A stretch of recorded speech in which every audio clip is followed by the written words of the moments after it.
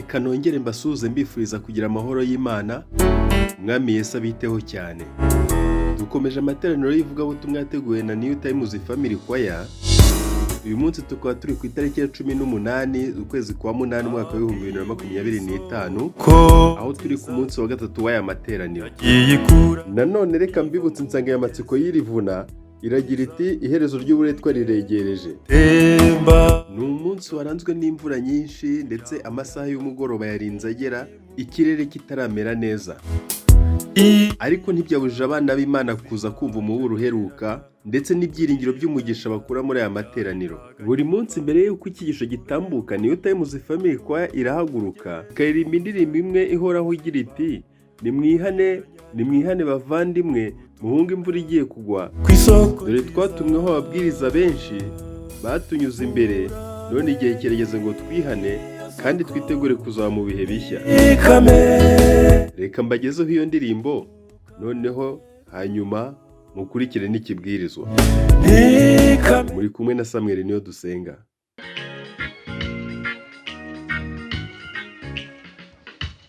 Nuko byari muri ya minsi yo kwa Nowa, abantu baraburiwe ariko banga kumvira. Nowa ntabwo atagize kugira ngo ababurire, ababwira yuko isi igiye gushira ariko banga kumvira. Yarababwiye ati vuba bidatinze we, imvura igiye kugwa itigeze ibaho. Gahunda imwihane bavandimwe, gahunda imwinjire muri iyi kuge. Nimwihane bavandimwe, nimwihane muhunge imvura igiye kugwa, imvura y'amazuku n'umuriro. Gahunda imwihane bavandimwe, nimwihane bavandimwe, nimwihane muhunge imvura igiye kugwa, imvura y'amazuku n'umuriro. Gahunda imwihane bavandimwe.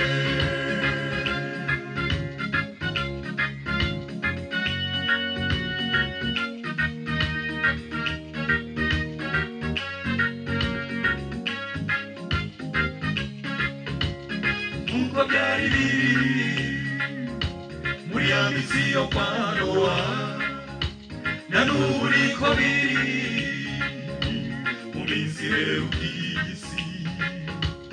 Yesu ntabwo atagize kugira ngo atuburire, atubwira yuko isi igiye gushira ariko twanga kumvira. Yadutumyeho abantu benshi cyane we, yuko agiye kugaruka vuba. Mureke twihane bavandimwe, mureke twihane bigishoboka. Nimwihane bavandimwe, nimwihane muhunge imvura igiye kugwa, imvura y'amazuku n'umuriro. Gahunda imwihane bavandimwe, nimwihane bavandimwe, nimwihane muhunge imvura igiye kugwa, imvura y'amazuku n'umuriro. Gahunda imwihane bavandimwe, nimwihane bavandimwe, nimwihane muhunge imvura igiye kugwa, imvura y'amazuku n'umuriro.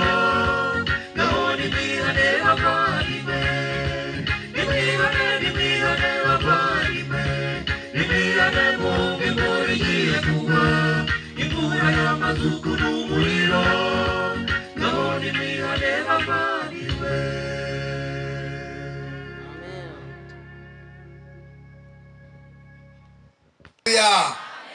Biranejeje cyane kuri mugoroba, nejejwe n'iteraniro ryiza kandi ribyibushye ugereranije n'ibihe byabayeho. Ntabwo muri abantu bakeya, Imana ihabwa icyubahiro. Ndagira ngo mbashimire Imana kuri mugoroba, ariko mbere yo kugira icyo mvuga ndashaka kureba abantu bari bahari mu mugoroba washize. Imana ikaba yababashishije uyu mugoroba mukaba mwongeye kuboneka hano kuri uyu mugoroba. Muzambe ikiganza cy'iburyo abari bahari. Biranejeje cyane, biranejeje cyane. umuntu waje hano muri uyu mugoroba ejo ataragize amahirwe nawe nazamura ikiganza turebe. Umuntu utaragize amahirwe y'ejo uyu munsi akaba azamura ikiganza. Yego rwose namwe muri benshi. Ejo rero nigishije icyigisho ntekereza ko kitari cyoroshye, icyigisho gikomeye cyavugaga ibyerekeranye n'uburyo tugiye kuva mu buretwa. Iherezo ry'uburetwa riregereje. Nigishije inkomoko yo kwambara amaherena. Mu yandi magambo, umuntu utari uri hano yahombye kandi amafaranga menshi.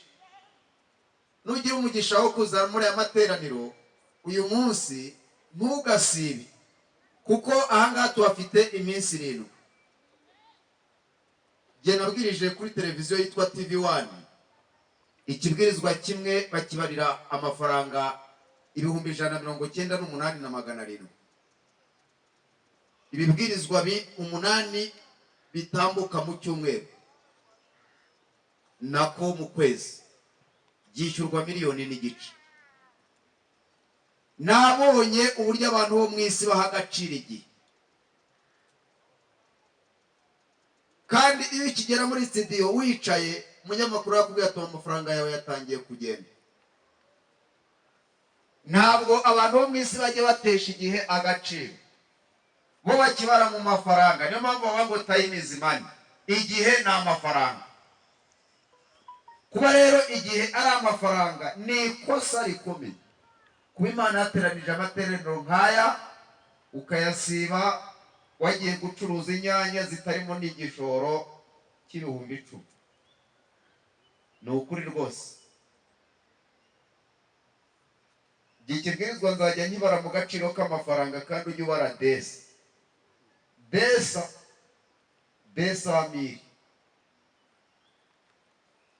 ku mpamvu ebyiri.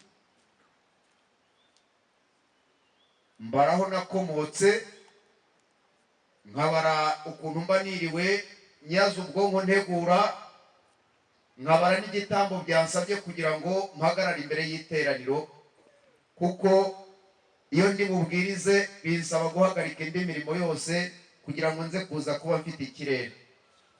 Ntabwo bunje nkomotse mu kazi niriwe nsenga, niriwe ntetse. Yesu ashimwe. Ntabwo rero ndibuze kubabaza ngo mbese tugiye kwigana iki. Oya, ibintu turi bwigane nabiteguye n'aya magambo ndi kuvuga. Si uko nabuze ibindi mvuga, ahubwo ni ukugira ngo mbabwire ko naje nikwije niteguye. Rero we wiriwe mu kazi, abandi mwiriwe mu ngo kubera ikibazo cy'imvura, nanjye niriwe mbatekeye imere. Haleluya. Mukarabe rero tuyirye. Ubwo rero umuntu wagize amahirwe yo kuza hano muri uyu mugoroba asengere mu mutima kugira ngo nibura ejo hazaza azagaruke. Tugiye kwigana isomo rivuga ngo reka guseka intumbi kandi urya icyayishe. Reka guseka intumbi kandi nawe urya icyagenje gute? Mubanze musubiremo numve ko mwabifasha. Reka guseka intumbi kandi urya icyayishe. Mwomeka amaso dusenge. Nyagasani Mana mubyeyi wacu dukunda cyane, urakarama rwose, izina ryawe rihimbazwe. Ngushimiye amahirwe tugize kuri uyu mugoroba. Ngushimiye ko ngiye kurarika abana bawe bakabateraniye muri santere ya Bienvenue. Ndasaba ngo umwuka wawe w'Imana atuzeho rwose nkuko yaje kuri Dawudi na Samweli.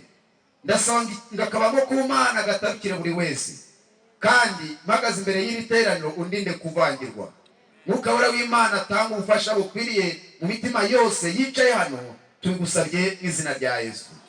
Ndagira ngo mwerekeze amaso yanyu muri Mariko igice cyaho cya 5. Ubutumwa bwiza bwa Yesu uko bwanditswe n'umuntu witwa Mariko, igice cyaho cya 5.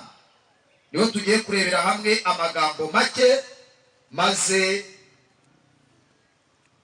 nsome. Abafite Bibiliya turagendana, igihe ibyuma nibiza gukunda ndaza kubabwira, ariko haranditse ngo Yesu yirukana abadayimoni benshi mu muntu. Hehe, mu muntu. Bafata hakurya y'inyanja mu gihugu cy'Abagadareni. Yomotse cyangwa se yambutse, uwo mwanya umuntu utewe na dayimoni ava mu mva aramusanganira. Yabaga mu mva, nta wari ukibona icyo ashobora kumubohesha naho yaba iminyururu, kuko kenshi bamubohesheje ingoyi y'amaguru n'iminyururu y'amaboko, maze ingoyi akayicagagura n'iminyururu akayivunagura, ntihagire umuntu ubasha kumuhosha. Iteka ryose ku mwana nijoro yahoraga mu mva no ku misozi asakurizayo yikebesha amabuye. Abonye Yesu akiri kure arirukanka aramupfukamira ataka ijwi rirenga ati, duhuriye Yesu umwana w'Imana isumba byose, nkurayije Imana ntunyice urupfu n'agashinyaguro. Kuko yaramubwiye ati, dayimoni we muvemo. Aramubaza ati, witwa nde? Undi ati, ngabo ryo zina ryanjye ko turi benshi. Aramwinginga cyane ngo atabirukana muri icyo gihugu. Kuri uwo musozi hari umugana w'ingurube nyinshi zirisha. Nuko baramwinginga bati, twohereze muri ziriya ngurube tuzinjiremo. Arabakundira. Abadayimoni arabakundira. Abadayimoni bamuvamo, binjira muri izo ngurube. Umugana w'ingurube wirukira ku gacuri, ziswa mu nyanja zotorwa n'amazi zari nk'ibihumbi 2. Abungeri bazo barahunga, babibwira abo mudugudu n'abo mu ngo baza kureba uko bibaye. Bageze aho Yesu ari, basanga uwari utewe n'abadayimoni yicaye yambaye ifite ubwenge nk'abandi, baratinya. Ababonye ibyabaye kuri uwo muntu n'ingurube babitekerereza abandi, bahera ko baramwinginga ngo ave mu gihugu cyabo. Akikira mu bwato, wa muntu wari utewe n'abadayimoni aramwinginga ngo bajyane, ariko Yesu ntiyamukundira, ahubwo aramubwira ati, witahire ujye mu banyu ubabwire iby'Imana igukore byose nuko ikubabariye. Aragenda atangira kwamamaza i Dekapoli ibyo Yesu yamukoreye byose, nuko abantu bose barumirwa. Ndashaka kubabwira, murebe hano tugendane dusobanukirwe n'iby'iyi nkuru. Aha hari inkuru y'umuntu wari ufite uburwayi bwo mu mutwe. Ndashaka kubatangariza ko twese, buri muntu wese agira uburwayi yihariye ariko budakuye n'ubwa mugenzi we. Naritegereje mu bushakashatsi maze nkora imyaka yose maze ku isi. Nusoma Bibiliya ikubwira yuko buri ndwara yose abantu barwaye igira dayimoni uyiteza. Burya habaho dayimoni uteza malariya, habaho dayimoni uteza ibicurane, habaho dayimoni uteza igicuri. Buri ngeso yose cyangwa se buri burwayi bwose buba bufite dayimoni ubwihishe inyuma utazagiraho. Satani niwe uteza abantu uburwayi. Aha rero nivuga ibyerekeranye n'uburwayi, hari abarwaye ibisazi bibatera kwirukanka ku gasozi. Mu Rwanda nta basazi tugira, abo tugira ni abafite ubumuga bwo mu mutwe. Mu Rwanda nta mpumyi tugira, dufite abafite ubumuga bwo kutabona. Mu Rwanda nta birema bihaba, dufite abafite ubumuga bw'amaguru. Mwumvise imvugo muzajya mukoresha? Desashime uzibeshye ubwira umuntu ngo wakirema we nibakuzirika uzampamagara. Nta birema biba mu Rwanda, biba ku bandi nawe byakubaho. Uriya reka nkubwire, utazi agaciro kiza haba yandika ku karubanda. Muramutse mumenye uburyo ikiremwa muntu muri iki gihugu bagiha agaciro, ukaba waratiye akambaro ukaba warageze muri Kongo, ukaba waratiye akambaro ukaba warageze muri Uganda. Ndibuka igihe kimwe hari mu 2010 twari tuvuye ahitwa Kiboga tugana mu Kampala, hari saa 8 z'ijoro. Nari mpakiye imyaka nyijyanye Kampala, ngo bibaye ngombwa ko mbabwira impamvu uyu munsi mwicaye aha ngaha mwitwa Abanyarwanda, ariko uramutse utiye akambaro ukarenga aha wicaye, nibwo wahita ubona ko mu Rwanda bahikiremwa muntu agaciro kurenza ahandi ku isi. Ndashaka kuvuga ibintu bike byambayeho, ni amakuru nahagazeho, ntabwo arayo numvise. Navaga Kiboga ngana mu Kampala, umushoferi wari udutwaye witwa Selimani, twajyaga dushora imyaka. Noneho igihe twapakiraga mu masaha 8 ko twararaga tugenda tukagera Kampala mu gitondo. Natunguwe rero niki, tugeze hafi ya bura kilometero nka 80 nk'ijana ngo tugere Kampala mu mujyi, byari biri mu rukerera rwa saa 9. Selimani wari utwaye imodoka, dore n'ingiri yiparitse hariya, n'imodoka ya Dina yari yuzuye ibigori n'ibishyimbo. Nige wari uri mu modoka negeranye nawe inyuma muri kesariyeri, ni imyaka yari irimo. Maze reka rero azakubite amatara maremare, tujye kubona tubone umusinzi ari kugenda atandabirana muri kaburimbo. Ibi nabirebesheje amaso. Arangije yerekeza ku ruhande, angiye kubona mbona avuye mu modoka, jewe nige wari usigaye, ngiye kubona mbona afashe icyuma. Iyo mbitekereje kubibabwira sinzi impamvu ibintu mbivuze, ubundi umusatsi unyorosoka. Ibyo nabirebesheje amaso yanjye. Selimana ngiye kubona mbona afashe icyuma, ngiye kubona mbona aragiye afashe wa musinzi, amwambuye imyenda yose, asigara uko yavutse, afata icyo yambariyeho, agira gutya igihu cyose akijugunya hariya, amusiramura nta kinya. Twamusize avirirana aho ngaho. Twakoze ibirometero 90 mpaka tugeze mu Kampala. Nongeye kuvuga nanjye ntaza ahantu ndi. Ibyo nabirebesheje amaso yanjye. Ibyo rero mu Rwanda ntibyahaba. Ijambo namuwaje niko, nukubera iki uri umwicanyi kuri uru rwego? Arambwira ngo uriya ni kafiri, nagombaga kumusiramu. Twamusize ari kuviriranaho. Ibyo nabirebesheje amaso yanjye, nitabona ku isi hari inyamaswa abantu. Rero ubugome bw'indengakamere nk'ubwo, nubwo mu Rwanda hari abantu batangiye kujya batera intambwe yo kubura umutima w'abantu, ariko ikiremwa muntu iki gihugu kigiha agaciro ku rwego rwo hejuru. Ntabwo mbabwira ibyo nabonye muri Kongo, naho narahageze iyo zagomo, ariko ikintu nabonye nuko nabonye n'abantu bafite ubumuga bagerageza uburyo bwo kubaha agaciro kabo. Hari amashuri yabo, mujya mubona ko ku nsengero dushyiraho inzira zabo, niba ari ufite ubumuga bw'amaguru kugira ngo igare rye rizabone aho rinyura. Nibyo nari mbabwiye, n'utazi agaciro k'izabu ayandika ku karubanda. Ibyo nari mbivugiye iki? Nari mbivugiye ko uyu munsi no kuba twicaye hano ni ubuntu bw'Imana. Ni Imana iducungiye umutekano kugira ngo inkuru nziza igere ku bantu bose. Kuki ndi kuvuga ngo reka guseka intumbi nyamara nawe urya icyayishe? Reka ngaruke kuri uyu murwayi wari ufite ibisazi, wari urwaye mu mutwe. Bibiliya avuga ngo bafata kurya nyabanja mu gihugu cy'Abagaderena yomotse cyangwa yambutse. Wako kanya umuntu utewe n'abadayimoni ava mu mva aramusanganira. Bibiliya avuga ngo yabaga mu mva. Yabaga he? Yabaga mu mva, ntawe w'ikibona icyo yashobora kumubohesha, naho yaba iminyururu. Bajyaga bamubohesha ingoyi z'amaguru n'iminyururu y'amaboko, maze ngo yagacagagura n'iminyururu akayivunagura, ngo ntihagire umuntu ubasha kumuhosha. Iteka ryose ku manywa na nijoro yahoraga mu mva no ku misozi asakuza, iyo mvugo yakoreshejwe, kandi yikebesha amabuye. Ubundi yakoraga ibintu bine. Bwa mbere yabaga mu mva, akava mu mva akajya ku musozi. Yohana 4. Mukurikirana ibintu ndi gusobanura, abamurikiye ndi muzamura ikiganza cy'iburyo, Imana ibavugisha. Nta jambo na rimwe nasomye ntari buze kubabwira ubusobanuro bwayo.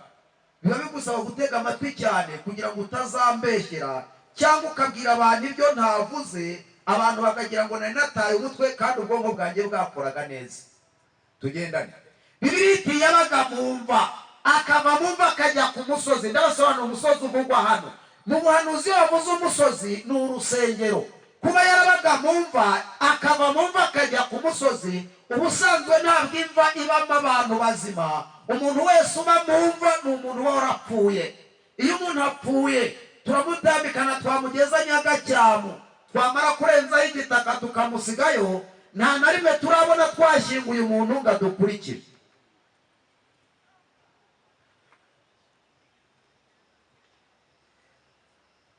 ibyo bintu ndimushaka mu byihorere, ndashaka tuzabikoresha. Ituza muze, icara gatoya, ahubwo mukurikirane iki cyigisho ko ndenda gusoza. Yego, ndagira ngo mumurikirane rwose. Yabaga mumva, akaba mumva akajya ku musozi. Uyu musazi uyu murambo uri muri Bibiliya utandukanye n'indi mirambo yose tuzi. Umurambo dusanzwe tuzi tuwushyira Nyagacyamu, nta na rimwe turabona umuntu wapfuye twamushyinguye adukurikira. Yabaga mumva, akava mumva akajya ku musozi. Yohana 4:21. Igihe kizaza ubwo z'abatagisengera data kuri uyu musozi. Mugore nyizera kuko agakiza kava mu Bayuda. Uyu yabaga mumva akayitoroka agiye ku musozi. Iyo yabaga avuye ku musozi yasubiraga mumva. Ni ukubera iki umuntu urwaye mu mutwe atandukanye n'abandi dusanzwe tuzi. Iyo yageraga ku musozi cya kabiri yarasakuzaga akikebesha amabuye, yarangiza agasubira mu. Kubera iki yabaga mumva? Kuki uyu yari yarapfuye agenda? Uyu murambo ugenda ni bwoko ki? Bibiliya iti nzi yuko ufite izina ry'ukuriho nyamara ukaba uri intumbi. Umuntu aba intumbi ryari? Gihe kimwe iri somo bigeze bari dusomera, ubundi hari amasomo abiri yo muri Bibiliya yantangaje. Iyo utarumva ubusobanuro bwayo ugira ngo baratukana. Isomo rya mbere ni isomo rivuga ngo nzi yuko ufite izina ry'ukuriho nyamara ukaba uri intumbi. Umuntu agataha amatama yabyimbye ngo uyu muvugabutumwa yatukanye. Ariko ikintu cyantangaje, jewe nize umuntu Bibiliya yita intumbi, nsanga umuntu Bibiliya yita intumbi ni umuntu wari uriho mu buzima busanzwe nyuma agapfa. Uwo niwe Bibiliya yita intumbi. Ariko burya iyo umuntu atarahabwa Mwuka Wera mu mibereho ye, iyo umuntu atarabyarwa ubwa kabiri, iyo umuntu atarava mu mva, iyo umuntu atarava mu rupfu ngo agere mu bugingo, iyo umuntu ari uko yavutse kwa se na nyina, yaravutse uko iby'umubiri bigenda. Musome Yohana 3. Ibyo umuntu witwaga Nikodemu wasanze Yesu nijoro, akamubwira ati ni gute nabyarwa ubwa kabiri?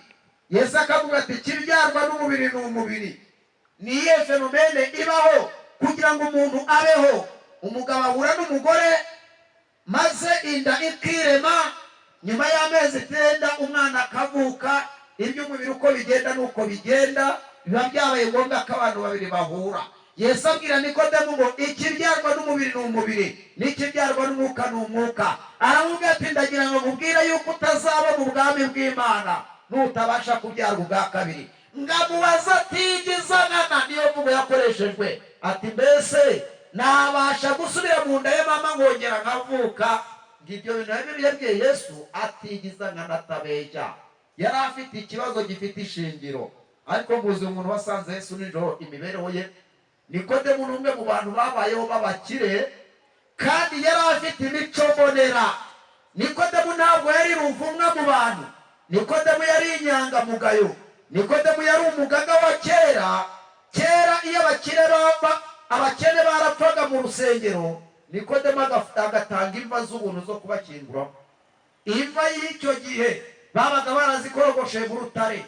Imva ikagura nk'ibihumbi nka 600 y'amanyarwanda. Ariko icyo gihe Nikodemu yatangaga imva ku buntu ngo zishyingurwemo abakene.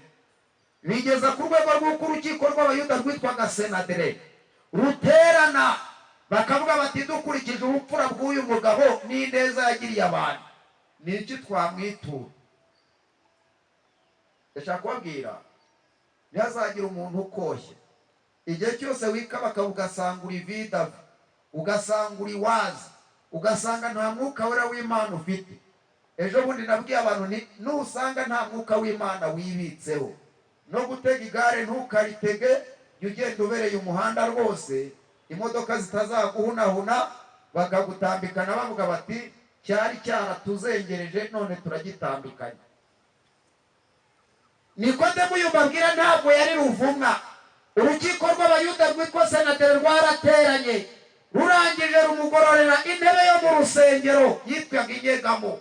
Barangije baragenda barayigura, bayitereka ikambere ku ruhimbi. Iyo Nikodemu yazaga yakererewe yabonezaga ku ntebe ye. Nikodemu bamugororeye intebe yo mu rusengero, nta wundi muntu wayicaragaho iyo yabaga yasibye, yari intebe ye yemewe. Abakuru b'itoro ba kera izo ntebe barazigiraga, nimbivuga abazifite mu rusengero ntibagire ngo nibo natanzeho urugero, ku buryo niyo yasibye intebe ye abantu baba baza hiri. Nikodemu niko byamugendekeye. Nzi abantu nabo izo ntebe zabo zihari n'iwacu ku rusengero. Hari amazina y'abantu nzi, iyo ngeze mu rusengero mpita ndeba ko ariho bicaye, kuko ntajya yicara ku yindi ntebe naho ngaho. Nikodemu niko byamugendekeye.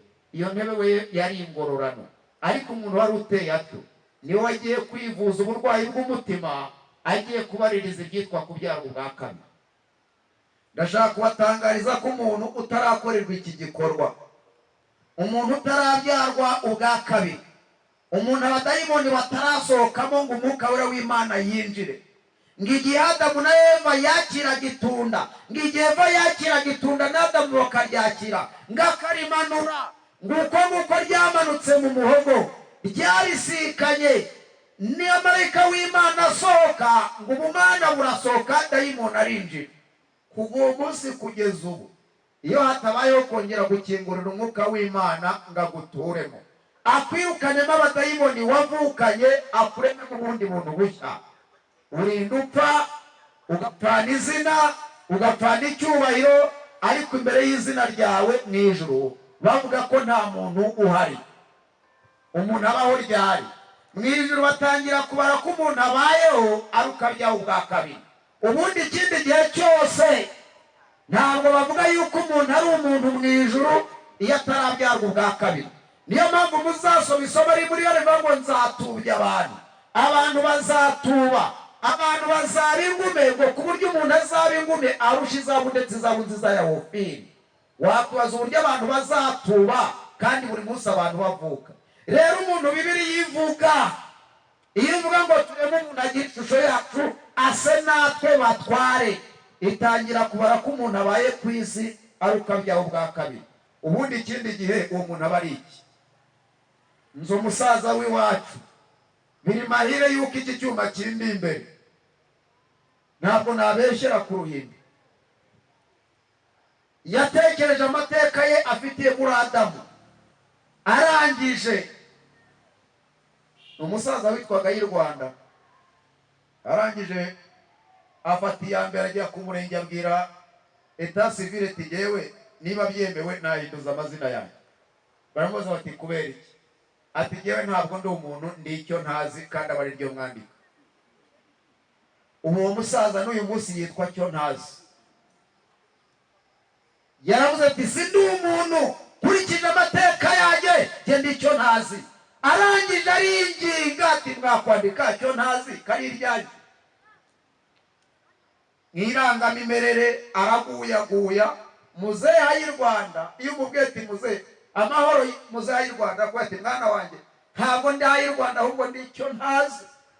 Nasobanukiye ko ndi icyo ntazi. Rero iyo wavuze ngo nzi yuko ufite izina ry'ukuriho nyamara ukaba uri intumbi, usanga abantu batarisobanukirwa bataha barakaye ngo batukanye, ngo babatutse, nyamara n'urwego rw'uyu murambo atanarwibereyeho, kuko Bibiliya ivuga intumbi yuko ari umuntu wigeze yabaho nyuma agapfa. Mu yandi magambo, ni umuntu uri ku rwego rwa Sawuli. Intumbi ni umuntu uri ku rwego rw'uyu muntu wo mu Kasitiro nigishije, ni umuntu warigeze abana n'Imana nyuma akagwa akabivamo. Uwo niwe Bibiliya yita umurambo, niwe Bibiliya yita intumbi. Nayo umuntu atigeze agira ibyo bihe, Bibiliya nimubara nk'umuntu ugenda ku isi, imubara nk'icyo ntazi. Muri hanganira imvugo nkoresheje, ariko biri mahire yuko nyikoresheje mpagaze imbere y'abantu, kandi si uburyo bwo kububahuka, ahubwo ni uburyo bwo kugira ngo ngusobanurire icyitwa icyanditswe kiba mu byanditswe. Si n'uburyo bwo gutesha abantu agaciro. Tuzi ko twaremwe ku ishusho y'Imana, ariko iyo umuntu atamenye kuzimira kwe muri Adamu n'igitambo cy'ikaruvari, ntabwo amenya ngo iyo kije kimara iki. Umuntu abanza kumenya ahantu yahenebereye. Narasomye amagambo avuga ngo umuntu yarangiritse ngo asigaye afite ishusho imeze nk'igikoko. Niyo mpamvu uyu rero wabaga mumva akaba musozi agasakuza akikebesha amabuye. Mumugereranye n'umuntu wavuye mu rugo iwe agatoroka imva agahita ajya ku musozi. Yohana 4 baravuga ngo imisozi ni insengero. Igitutsi cyitwa kaburidini mu Rwanda ubu cyaratsinze. Nta muntu mu Rwanda utagira idini. Utari umuyehova ni umudive, utari umudive ni umwangirikani, utari umwangirikani ni umugaturika. Igitutsi cyitwa kaburidini mu Rwanda baragitsinze. Kimwe mu bintu byantangaje, abantu baramutse batekereje umugambi Imana yateguye n'umushinga wayo wo guhiga mwene muntu wagiye azimirira kure kugira ngo imupfumbatishe impano y'agakiza, abantu bakwihana bagahinduka. Bibiliya ivuze ngo yabaga mu mva, ni umuntu wapfuye ahagaze. Umva, ese ndavuga iki? Iyi ni intumbi ivuga, ni intumbi ikora, ni intumbi irya, ni intumbi inywa. Mu yandi magambo ni umuntu wapfuye agenda. Atandukanye n'abandi dushyingura, kuko ava mu mva akajya ku musozi agasakuza. Bedomoto agatangaza, aho ni ku musozi. Wasabye mu mutima, ubwo ari ku musozi aba ari gusakuza. Iyo ageze mu rugo, Kasha urajya wakiruka usabe niko Kasha, ubwo yasubiye hehe? Yagaruka ku musozi. Wasabye mu mutima, iyo asubiye mu mva niko Kasha agakankama gatonga n'ibyangotsi narika ivumbi rigatumuka, ibisazi bikamufata bikamwegura, agahinda kamwegura agatangira kugatura urugo genzaruvamo niyahura. Ibyo byose bibera hehe? Mu mva. Iyo ari ku musozi arasakuza akikebesha amabuye. Amabuye avugwa mu buhanuzi ni amategeko. Igihe cyose uzasoma amabuye ujye umenya ko bavuze amategeko. Nusoma urutare umenye ko bavuze Yesu. Nusoma ibirenge umenye ko bavuze intekerezo. Nusoma ibyatsi bibisi umenye ko bavuze abana bato mu by'umwuka. Nusoma ibiti byumye umenye ko bavuga abapagani. Nusoma ibiti bibisi umenye ko bavuga abakiranutsi. Nusoma amazi umenye ko bavuga umwuka wera. Nusoma inyanja umenye ko bavuze abantu benshi. Nusoma ikintu cyose uzasoma muri Bibiliya kiba gifite ubusobanuro bwacyo. Iyo usomye ibyuma baba bavuze ubupagani, ni imvugo shusho y'ingereranyo y'uburyo ibyanditswe byera byagiye bisobanurwa mu mwuka w'ubuhanuzi. Ikibazo cyanjye ni iki: iyo yabaga amaze gusakuza yikebeshaga amabuye. Uburyo bwo kwikebesha amabuye bw'uyu musazi nta bundi, nuko no mu mibereho ye abasanzwe nta mutima wo gutanga agira, nta no kwiyegurira Imana agira.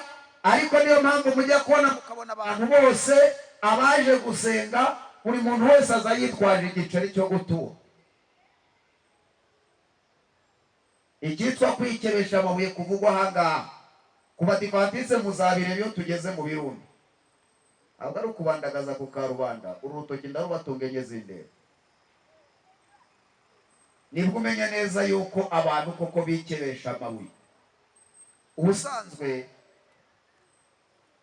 mu Rwanda mumaze gusirimuka cyane.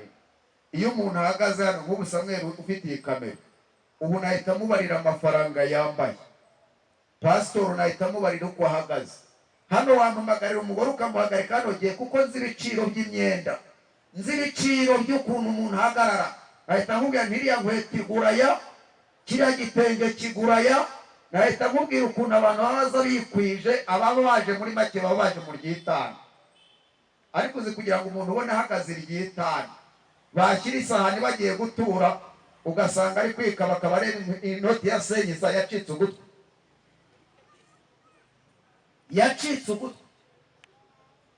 Turi hano ku ishuri, Pastor Ruben yavuze ikintu kiramfasha, ariko ashobora kuba atazi ko cyanafashije. Niba ari aha mu materaniro yakivuze nk'urugero, yavuze ukuntu yagiye mu materaniro. Amateraniro yari arimo abantu batandukanye, ariko yicaranye n'abantu. Umusore yari yicaranye nawe yambaye rwose igikweto cya bodaboda cyahengamye. ariko kuri iyo ntebe akabicaranyeho n'undi muntu w'umusirimu rwose wikwije ngo bagiye gutura. Habanza uwo musore yari afite inote ya 2 aragenda yirambika ku isahani.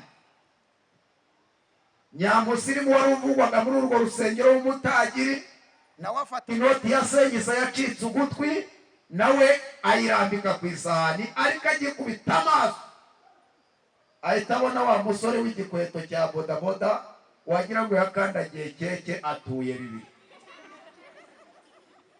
Abangurikiye ni muzamu ikiganza cy'iburyo.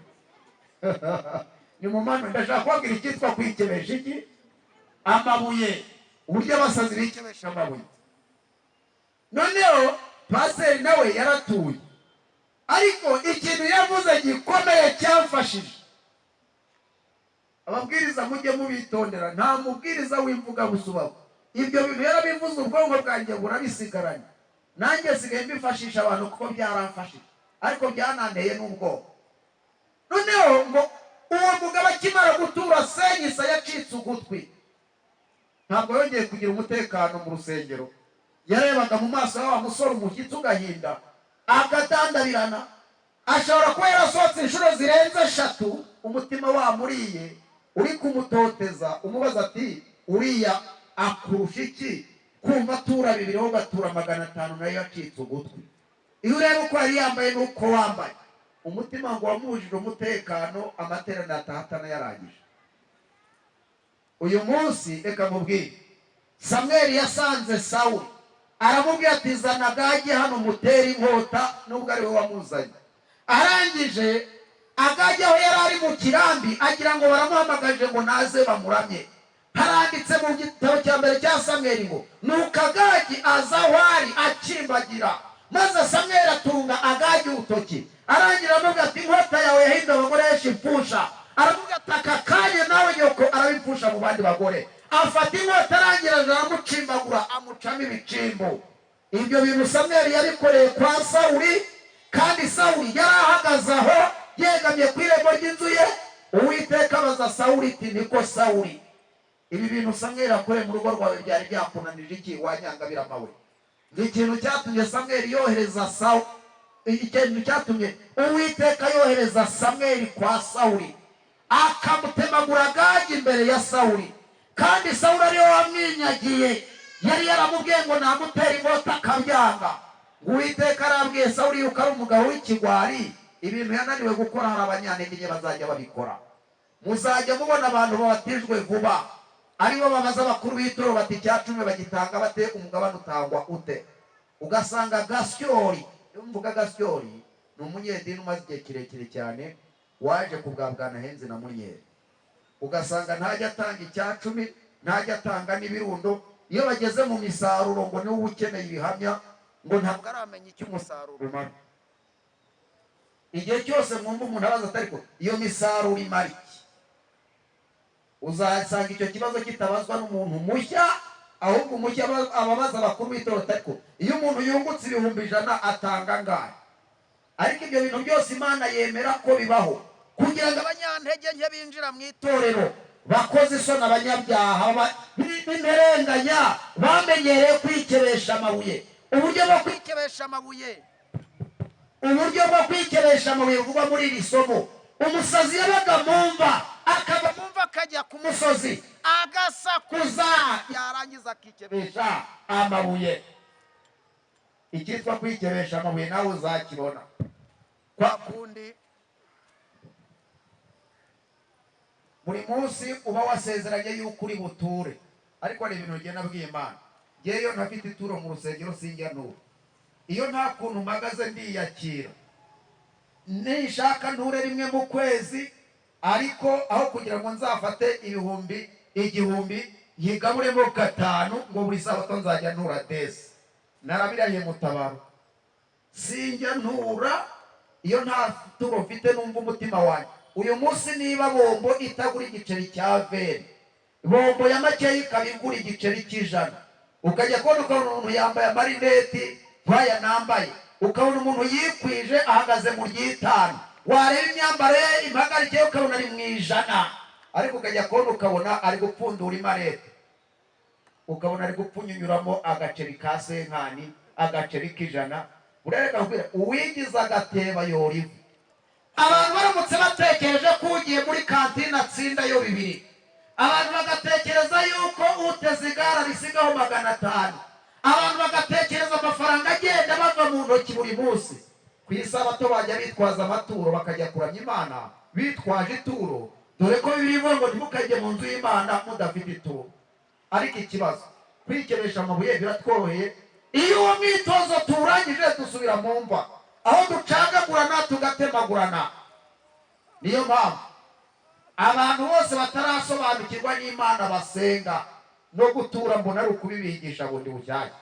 Ikintu cyantangaje ni gute umuntu asobanukirwa ko Imana yo mu ijuru kimwe Imana izakora iperereza kandi ntabwo iby'amafaranga, ariko uzatungurwa nuko izabaza uko amafaranga yakoresheje. Amafaranga abantu bajyana kuraguza Imana izayabaza, ibaza ati amafaranga ari ufite wayajyanye.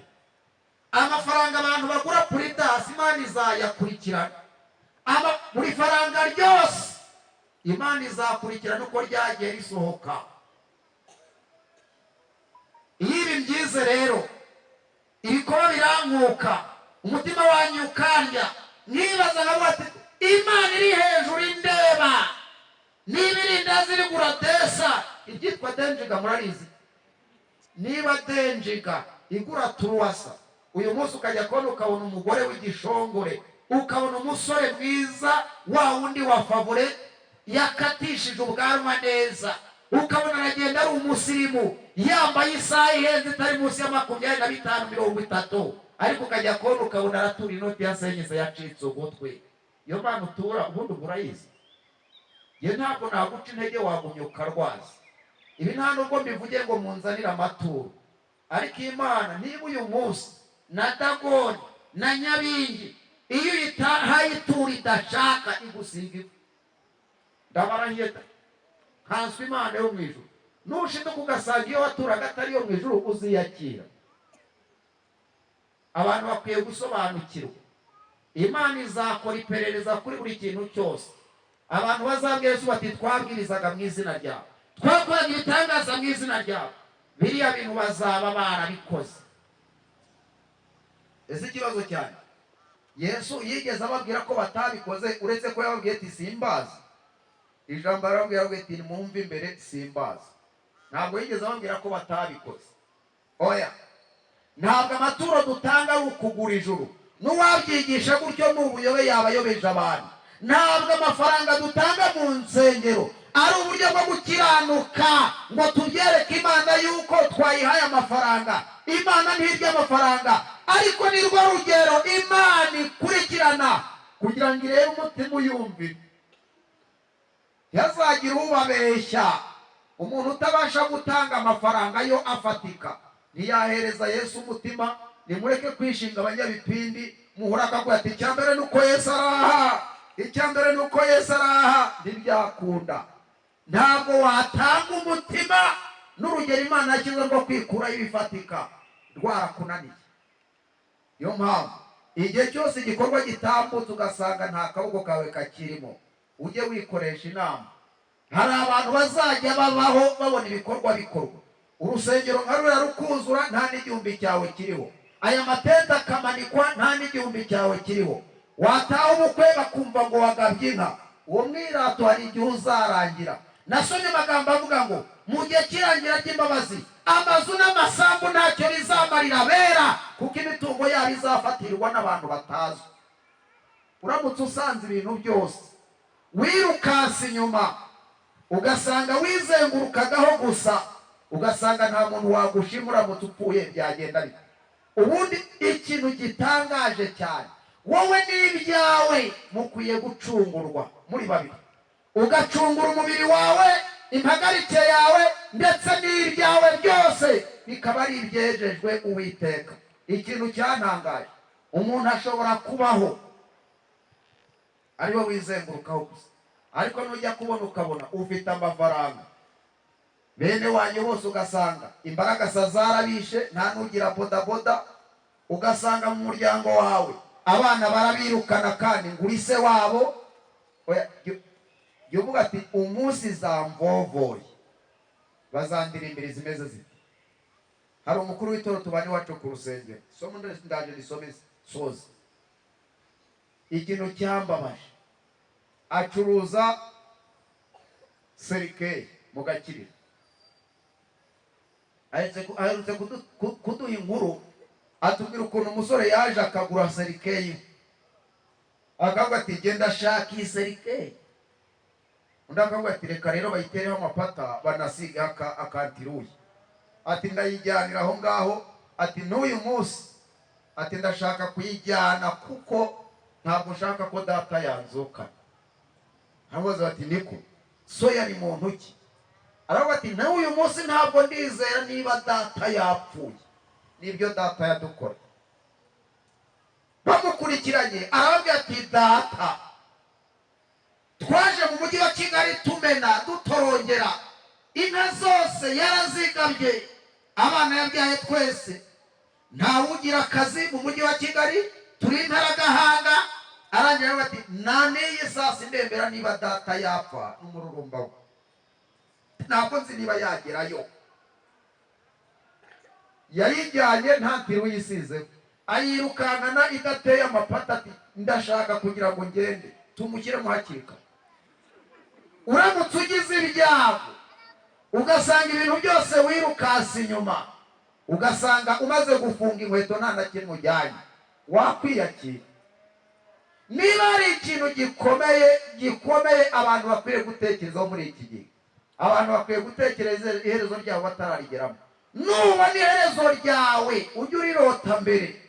Nicyo kintu Satani akorera abantu. Iyo yabonye bamaze kwikoresha inama, ugataha nk'uko kuri kwitonganya, wibaza uti iherezo ryanjye rizabirihe, abanza kumenya niba icyo kibazo cyaturutse kuri Bibiliya, ahita yikwangisha.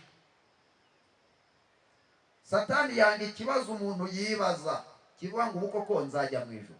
Iyo yabonye wakibajije ntabwo yongera kugutumaho dayimoni, ahita avuga ati kiriya kibazo birarangira aducitse, nge ndigirayo, abandi mujye horoheje. Icyo gihe araza akagutugarika, waba waradepoje ahantu warabuze uguhamagara, bagahita bakubwira ati ngwino akazi kabonetse, amavuna ntuzayakurikirane, ugahita ujya i Kigali.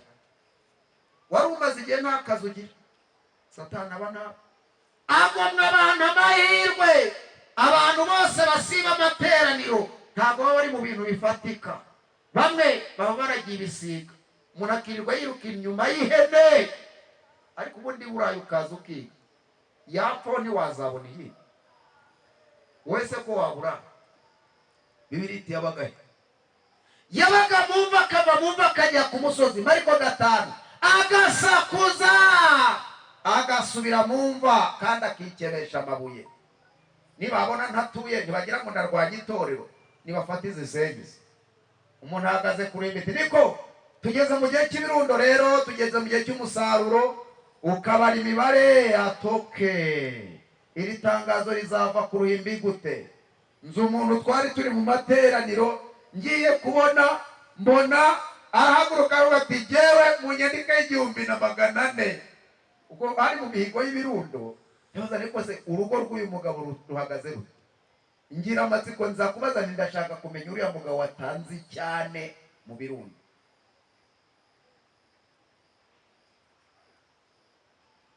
Uwo mugabo yari atunze imodoka, sindi buvuga urwo rusengero no muri iyi fili. Nibaza rero icyane koko mu by'ukuri kizamara iki niba uyu munsi nawe ubwe amafaranga amuva mu biganza, agenda mu nzira zitambaye 10 n'agaciro 1,400. Ibyo bintu rero icyo biba bisobanuye ni ukwikeresha amabuye, kwihangira gukirana. Kandi urebe aya mabuye yitwa amategeko, ni ugushaka ibyo umuntu yakora ngo atunganye amategeko, ariko mu ijuru bakakubona nk'igitutsi, bakabona yuko n'ubundi ibyo wakoze bisa no kwihangira gukiranuka, byitwa kwikeresha amabuye. Bajyaga bamubohesha ingoyi z'amaguru Mariko 5, ndetse n'ingoyi z'amaguru n'amaboko, maze ingoyi agacagagura n'iminyururu akayivunagura. Haranditse ngo ntihagiraga umuntu ubasha kumuhosha. Iyi minyururu bahambirizaga uyu musazi ni inshingano baduye tugeze mu madini n'amatorero. noneho uwo musazi bakamuboha bakongera bakamudanangira. Ubusanzwe bari baramukubisaho ingoyi ku maguru, ariko bakabona ingoyi ntizihagije bakamukubita izindi ku maboko, kugira ngo nibura bya bisazi bye nibihaguruka agatima gatesheranye. Atese ubu kandi noneho urajya ku kabari warabaye n'umukuru w'itorero.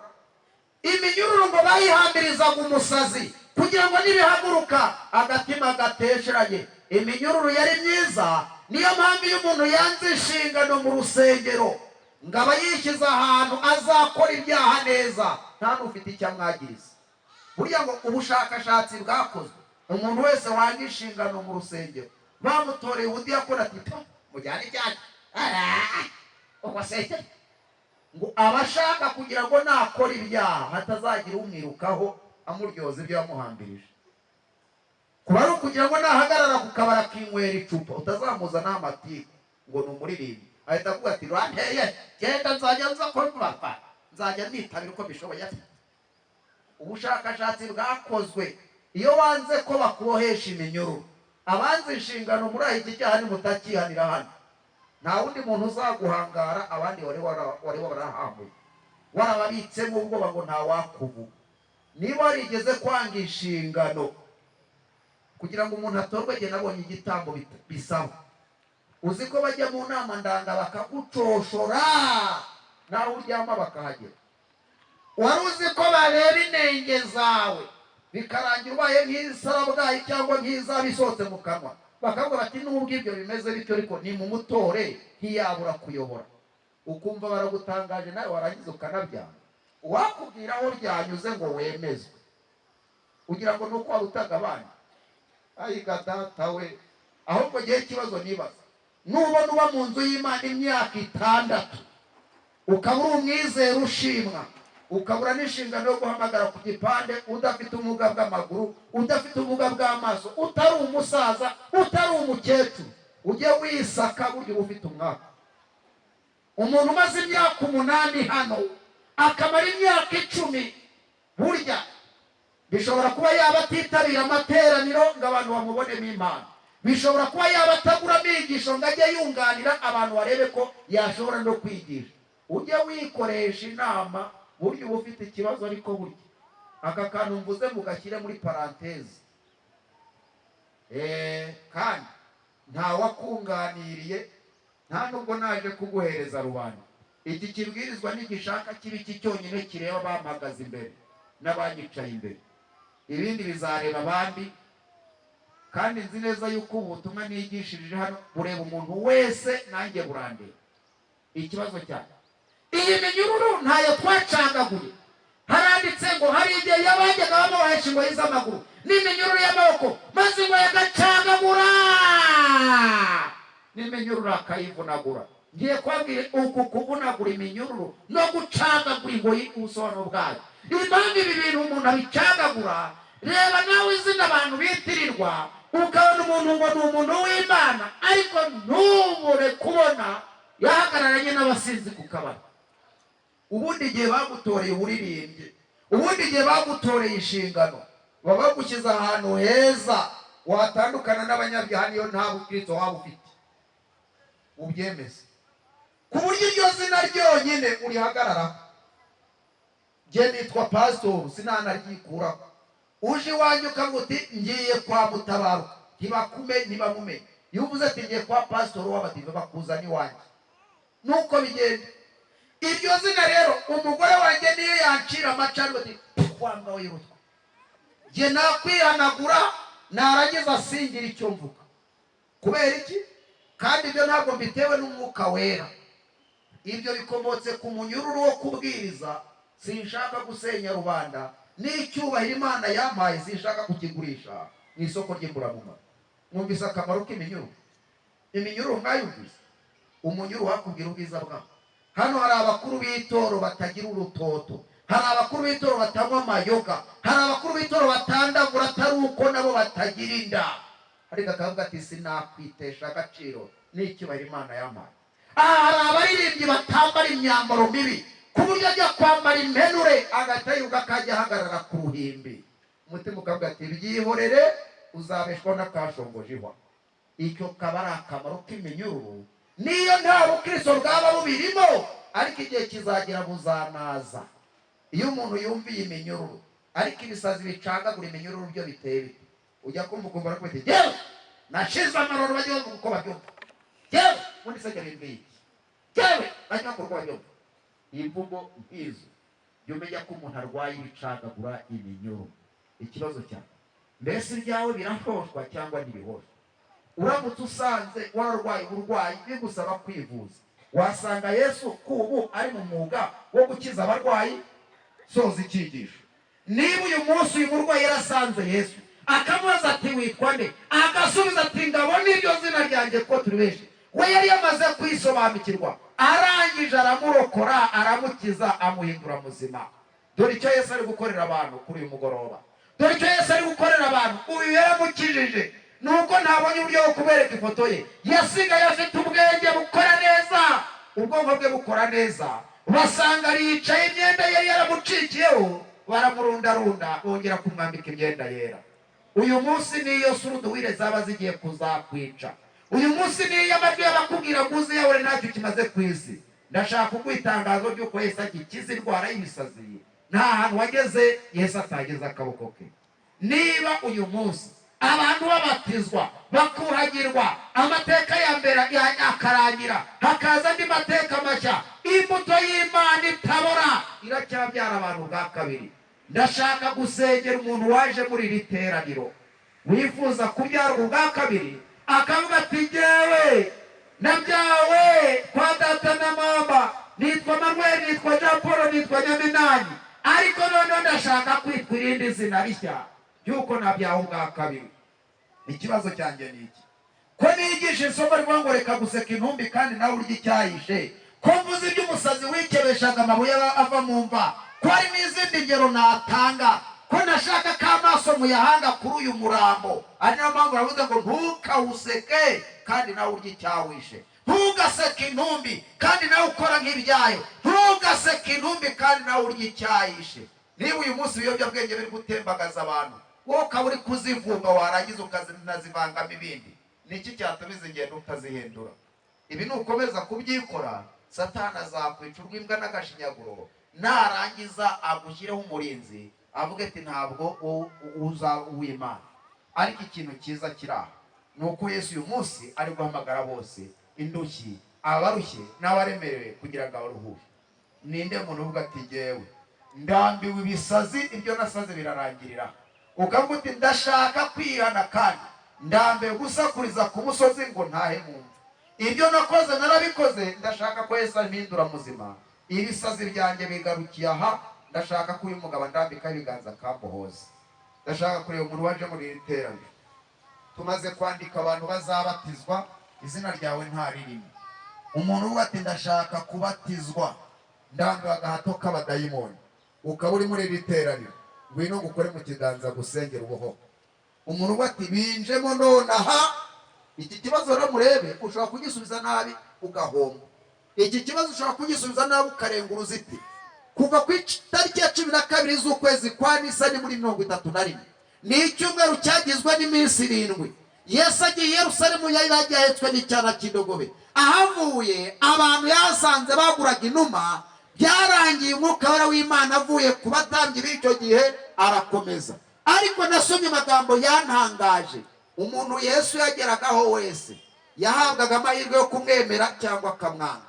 Enoite yaranditse aravuga, ni umugore w'umunyamerikakazi ku bashyitsi bari aho, yaranditse aravuga ngo urugendo rw'ababwiriza butumwa bo mu minsi imperuka niko ruzaba rumeze.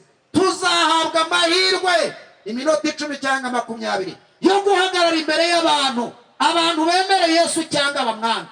Uramutse usanze ndi umwe mu babwiriza bazarangiza amateka yawe, uyu mugoroba wakwemera kubohoka?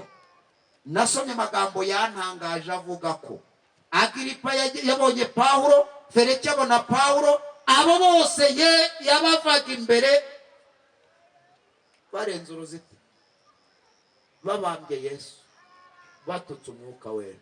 Enoite yavuze ko ababwiriza mu minsi imperuka bamwe bazaba barimo n'inkunguzi. Inkunguzi murayizi? Inkunguzi murayizi? Uramutse usanga uyu munsi ikibazo ubazwa, ejo utazakibazwa, cyangwa hakazashira imyaka nk'icumi utongeye kukibazwa. Umutima wabujije umutekano, ukaba wamwemeje byinshi n'ibyo ntavuze, we igihe nigishaga akaba yabihishurira. Ni ikimenyetso cy'uko umwuka yamugendere ndi kwigisha. Ngwino ahubwo ati jye ndambiwe ibisazi maranye igihe. Cyavuga ngo reka guseke ntumbi kandi nawe urya icyagende gute icyayishe. Umuntu umutima uri kubwira ati jya hariya bagusengere wanjiji we. Umuntu umutima wabujije umutekano ndi kubwiriza, akumva ibintu byinshi byahishutse muri we, Isaya akumva yabaye Isaya, akaba akeneye kubohoka. Naze bamusenge.